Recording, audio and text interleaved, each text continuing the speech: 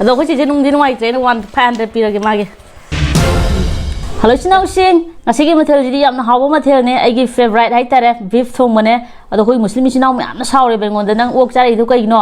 ꯑꯩꯈꯣꯏꯅ ꯄꯥꯝꯗꯕ ꯃꯨꯁꯂꯤꯝꯅꯗꯤ ꯑꯣꯛꯁꯦ ꯆꯥꯗꯕꯅꯤꯅ ꯃꯣꯏꯅ ꯆꯥꯗꯕ ꯄꯣꯠ ꯆꯥꯔꯛꯑꯦꯅ ꯑꯩꯉꯣꯟꯗ ꯌꯥꯝ ꯁꯥꯎꯕꯤꯔꯛꯑꯦ ꯑꯗꯣ ꯉꯁꯤꯗꯤ ꯃꯨꯁꯂꯤꯝꯅꯁꯨ ꯆꯥꯕ ꯑꯩꯈꯣꯏꯒꯤ ꯖꯥꯇꯤ ꯈꯨꯗꯤꯡꯃꯛꯅ ꯍꯥꯏꯇꯥꯔꯦ ꯆꯥꯕ ꯃꯊꯦꯜꯅꯦ ꯏꯟꯇꯔꯅꯦꯁꯅꯦꯜ ꯗꯥꯏꯠ ꯍꯥꯏꯇꯥꯔꯦ ꯌꯥꯝꯅꯁꯨ ꯐꯕ ꯑꯗꯨꯒꯨꯝꯕ ꯃꯊꯦꯜꯅꯦ ꯑꯩꯈꯣꯏ ꯁꯤꯅ ꯆꯥꯕꯗꯁꯨ ꯌꯥꯝ ꯐꯒꯗꯕ ꯃꯊꯦꯜꯅꯦ ꯑꯗꯨꯗꯤ ꯉꯁꯤꯒꯤ ꯃꯊꯦꯜꯁꯦ ꯑꯩꯈꯣꯏ ꯆꯦ ꯏꯕꯥꯅꯤ ꯆꯦꯂꯦꯟꯖ ꯇꯧꯗꯣꯏꯅꯦ ꯁꯤꯗ ꯁꯤꯡꯖꯨ ꯑꯃ ꯌꯥꯎꯔꯦ ꯊꯕꯤ ꯃꯅꯥ ꯀꯩꯀꯩ ꯃꯌꯥꯝ ꯇꯧꯔ ꯁꯨꯕꯅꯦ ꯃꯤꯃꯤ ꯁꯤꯡꯖꯨ ꯅꯠꯇꯦ ꯑꯩ ꯃꯤꯃꯤ ꯁꯤꯡꯖꯨ ꯄꯥꯝꯗꯦ ꯁꯨꯝ ꯆꯥꯕ ꯋꯥꯅꯦ ꯄꯥꯝꯗꯦꯕ ꯑꯩꯈꯣꯏ ꯊꯣꯏꯗꯤꯡ ꯇꯧꯔ ꯁꯨꯕ ꯁꯤꯡꯖꯨꯗꯨꯅꯦ ꯑꯗꯨꯒ ꯏꯟꯖꯥꯡ ꯇꯦꯀꯣ ꯑꯅꯤ ꯑꯃ ꯌꯥꯎꯔꯦ ꯆꯝꯐꯨꯠ ꯌꯥꯎꯔꯦ ꯇꯤꯜꯍꯧ ꯌꯥꯎꯔꯦ ꯑꯗꯨꯒ ꯏꯁꯤꯡ ꯒ꯭ꯂꯥꯁꯁꯤꯗ ꯄꯔꯦꯡ ꯑꯃꯒ ꯂꯩꯔꯦ ꯑꯗꯣ ꯑꯩꯈꯣꯏ ꯁꯤ ꯏꯕꯥꯅꯤꯁꯦ ꯁꯤ ꯄꯩꯁꯥ ꯊꯥꯅꯗꯣꯏꯅꯦ ꯑꯗꯨ ꯏꯆꯤꯟ ꯏꯅꯥꯎ ꯃꯌꯥꯝꯁꯦ ꯑꯩꯉꯣꯟꯗ ꯂꯝꯕꯤ ꯊꯦꯡꯅꯕꯗ ꯅꯪꯅ ꯁꯨꯝ ꯐꯦꯟ ꯇꯥꯗꯅ ꯑꯗꯨꯝ ꯂꯩꯔ ꯆꯥꯅ ꯉꯁꯤꯁꯤꯅ ꯁꯨꯝ ꯂꯨꯄꯥ 500 ꯆꯠꯄꯤꯁꯦ ꯂꯧꯔꯒ ꯂꯩꯔꯦ ꯅꯪ ꯑꯝꯇ ꯉꯝꯃꯛꯑꯣꯅ ꯑꯩꯉꯣꯟꯗ ꯍꯥꯏꯔꯦ ꯑꯗꯨ ꯉꯁꯤꯁꯦ ꯑꯩ ꯉꯝꯗꯕ ꯌꯥꯗꯦ ꯑꯩ ꯉꯝꯗꯕ ꯌꯥꯗꯦ ꯑꯩꯅ ꯉꯁꯥꯏꯗꯩ ꯈꯜꯂꯤꯁꯦ ꯑꯩ ꯉꯝꯗꯕ ꯌꯥꯗꯦ ꯁꯤꯅꯤ ꯉꯁꯤꯗꯤ ꯑꯩꯅ ꯁꯣꯏꯗꯅ ꯉꯝꯒꯗ꯭ꯔꯥꯅ ꯈꯜꯂꯤ ꯑꯗꯨꯕꯨ ꯍꯥꯏꯖꯔꯣꯏ ꯑꯩꯈꯣꯏ ꯁꯤꯒꯤ ꯄꯨꯝꯅ ꯌꯣꯠꯄ ꯉꯝꯕꯅꯦ ꯑꯩꯈꯣꯏꯁꯦ ꯑꯗꯨꯅ ꯑꯩꯈꯣꯏ ꯁꯤꯁꯦ ꯄꯨꯝꯅ ꯌꯣꯠꯄ ꯉꯝꯕꯅꯤꯅ ꯑꯩꯅ ꯄꯨꯝꯅ ꯌꯣꯠꯇꯅꯕꯅꯦꯕ ꯑꯩꯅ ꯉꯁꯤ ꯕꯤꯐꯀ ꯁꯤꯡꯖꯨꯒ ꯇꯧꯔꯤꯁꯦ ꯀꯩꯒꯤꯅꯣꯗꯤ ꯑꯩꯈꯣꯏꯒꯤ ꯆꯦꯂꯦꯟꯖ ꯇꯧꯕꯗ ꯌꯥꯝꯅ ꯋꯥꯕ ꯄꯣꯠꯁꯦ ꯕꯤꯐꯀꯨꯝꯕ ꯆꯤꯛꯀꯟꯒꯨꯝꯕꯁꯦ ꯌꯥꯝ ꯋꯥꯏꯑꯦꯕ ꯑꯣꯛꯅ ꯑꯃꯨꯛ ꯋꯥꯗꯦꯕ ꯑꯗꯨꯅ ꯁꯤꯗꯤ ꯄꯨꯝꯅ ꯌꯣꯠꯄ ꯌꯥꯗꯕ ꯄꯣꯠꯅꯤꯅ ꯑꯩꯈꯣꯏ ꯁꯤꯁꯦ ꯈꯔ ꯁꯥꯏꯍꯟꯒꯦ ꯑꯗꯨꯒ ꯑꯩꯁꯨ ꯁꯥꯏꯔꯦ ꯑꯩꯈꯣꯏ ꯁꯤꯁꯨ ꯁꯥꯏꯔꯦ ꯑꯗꯨ ꯇꯥꯔꯗꯤ ꯏꯕꯥꯅꯤꯁꯦ ꯂꯩꯗꯅꯀꯣ ꯉꯝꯅꯗ꯭ꯔꯦꯗꯅ ꯑꯗꯨ ꯋꯥꯅꯤꯗ ꯑꯗꯨꯗꯤ ꯆꯥꯕ ꯍꯧꯔꯁꯤꯀꯣ ꯔꯦꯗꯤ 1 2 3 ꯁ꯭ꯇꯥꯔꯠ ꯁꯤꯗꯤ ꯐꯝ ꯂꯩꯔꯝꯃꯦꯅꯦ ꯂꯧꯊꯣꯛ ꯌꯥꯗ꯭ꯔꯦꯅꯦ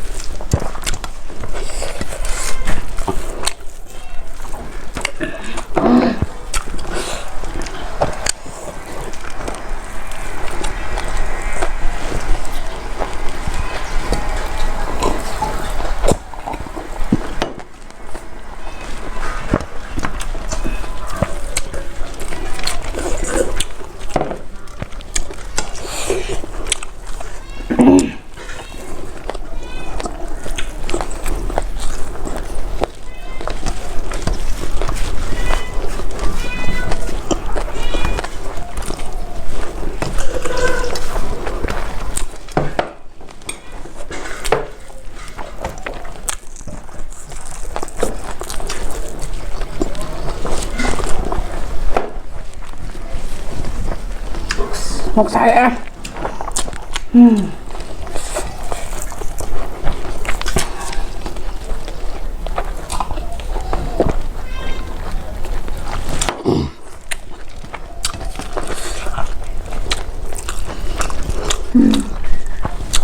Dạ.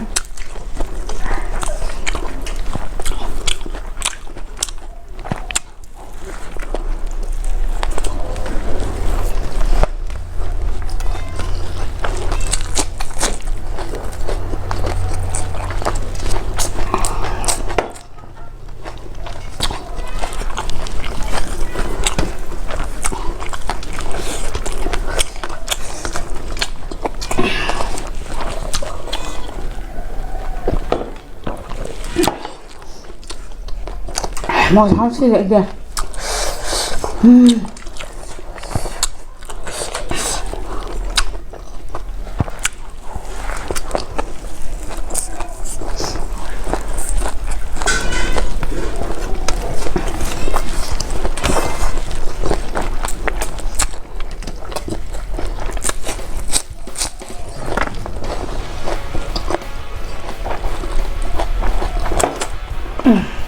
Được không?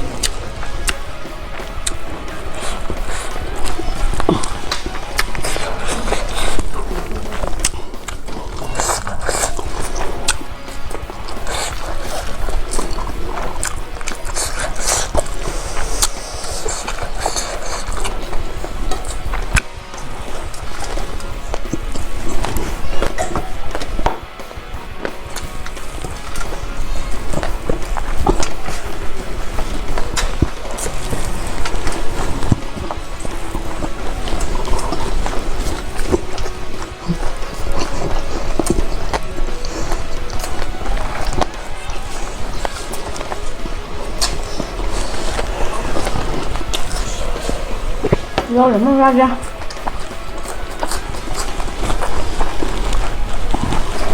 Masih aku sih banding gigi challenge saya sumaina waba mamang la untuk thengna de masih na kwai digi wai ado ngambagi di tasengna harabada ko chena kitang hai tara ko chena khara han gre ba yam han manate